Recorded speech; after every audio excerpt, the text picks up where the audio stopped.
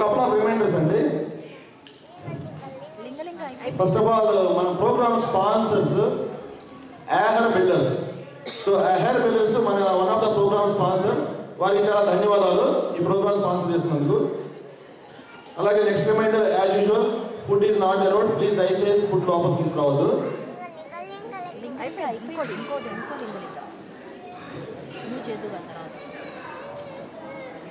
Next line ప్రస్తుతం జరగబోయే programme మా ఆయన వంట.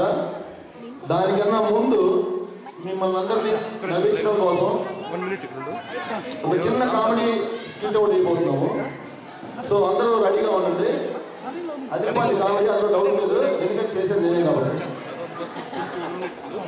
నాతో పాటు సుధీర్ వస్తున్నాడు, ఒకసారి చెప్పండి.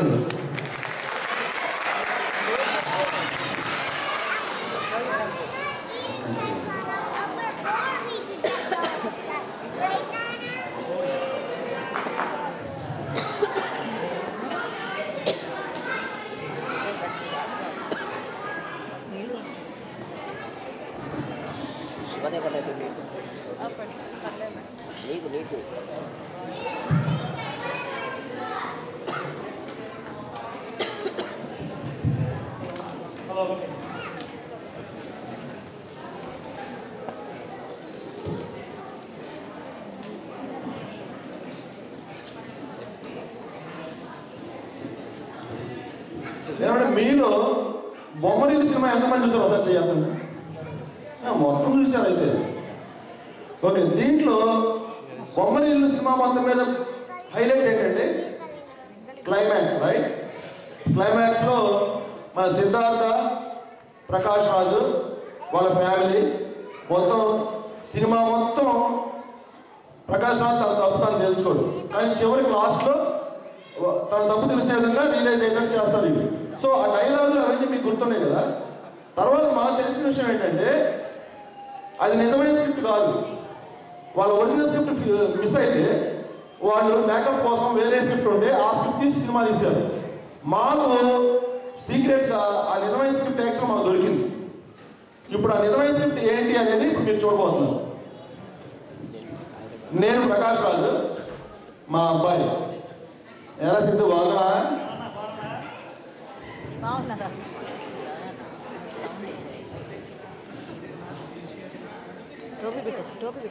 అరే ఆగరా సిద్ధు, ఏం జరుగుతున్నారా ఇక్కడ? నేను తప్పు చేశానని మీ అమ్మ అంటుంది, నువ్వు తప్పు చేశావని చెప్పి నువ్వేది పోతున్నావు. అసలు ఏం జరుగుతుందిరా ఇక్కడ? నాకు తెలియాలా ఇప్పుడే నేనేం తప్పు చేశాను, నాకు ఇక్కడ తెలియాలి. మీరే చేశారు. ఏంటి నేనా? అంతా మీరే చేశారు.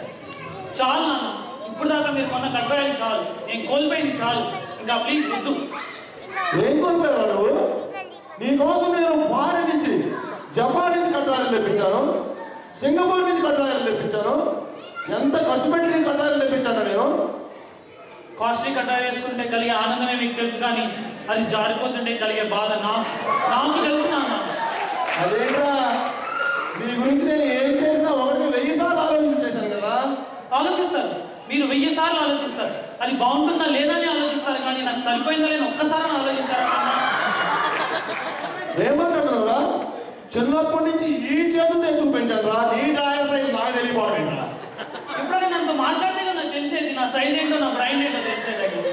తెలియపోవడానికి ఏముందిరా, నీది నాది పెద్ద తేడా ఏముందిరా సైజులో? కళ్ళు దుబ్బయా నాన్న, మీ సైజ్ ఎక్కడా నా సైజ్ ఎక్కడా?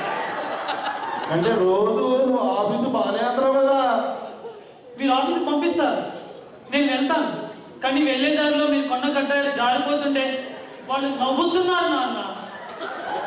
అదేంట్రా, నువ్వు చాలా సంతోషంగా ఉన్నావు, నేను చాలా గర్వంగా ఫీల్ అవుతున్నాను. నిన్నాడు తండ్రిగా మీరు గెలిచారనుకున్నారు కదా నాన్న, కానీ 25 ఏళ్ళగా మిమ్మల్ని గెలిపించడానికి నేను డ్రాయర్ పైకి లాక్కుంటూనే ఉన్నాను నాన్న.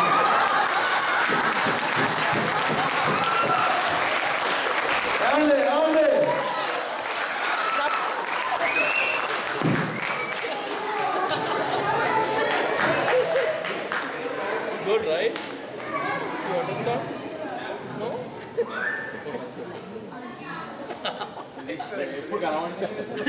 Good job, sir. Next program reminder.